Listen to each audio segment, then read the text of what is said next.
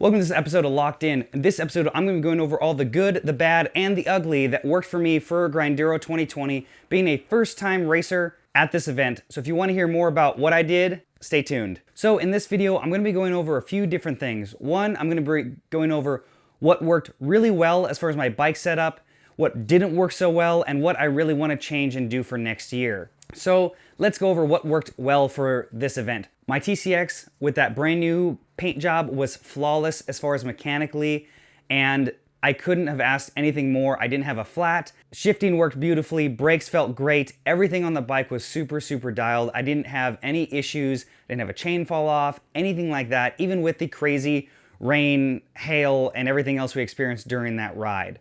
As far as my bag setup and what I carried with me, the Kai Venture bags that I will be doing a review on each of these individually, so don't worry, were flawless, and I'm so happy that I met up with Kai at the event to pick up a few new bags to carry some more stuff, because this ride was basically going to be experiencing every type of weather and so many different variables and a new course that no one really knew what to expect, so I did probably bring a little too much.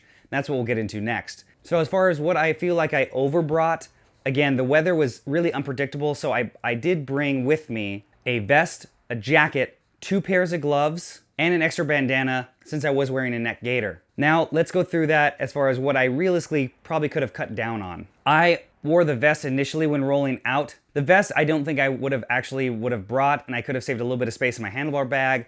That jacket that I have is a giant super light jacket. Actually did surprisingly well for how thin it is in that cold of weather, because it was ranging in the 40s for most of the ride. It dipped below that a few times on descents and above that depending on where we were at climbing wise and what the cloud cover was like. But that really did it for me. I never really got super overly hot because it has a very light mesh back. So I could have gotten away with not bringing a vest because I did have arm warmers on as well. Glove wise, I should have brought a third pair. I know that sounds crazy, but initially I went out with a very light duty pair of Giro gloves because it was decent weather, and I know that I get pretty warm pretty easily as far as my upper body goes. So I brought those for probably the first 15 miles or so. At that point, it was starting to drizzle and rain, and then it started to hail, so I swapped that out to my Bellwether heavy-duty, wind-resistant thermal gloves, and I wore those for basically the rest of the ride. I wish at one point I would have had a third just dry pair of gloves. A wind stopper or something mild would have been fine.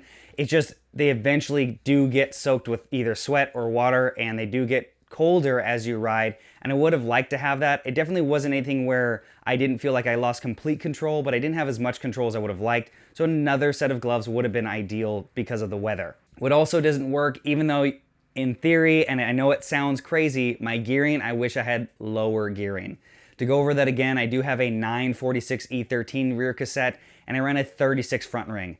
And I get it, that sounds like a super easy climbing gear, but when you're doing 13 miles, averaging 8 to 15%, and you're loaded with all this extra stuff because you don't know what the event's gonna be like, I wish I had a 50 or was running like a 32 or something on the front. A lot of people were on hardtail mountain bikes running a 28 to a 34 front ring with the 1050 if they're running SRAM, and I definitely would have liked to have that, because basically to keep my heart rate in zone 2 or low zone 3, I was essentially at 45 to 55 cadence, and I can't push that for hours on end.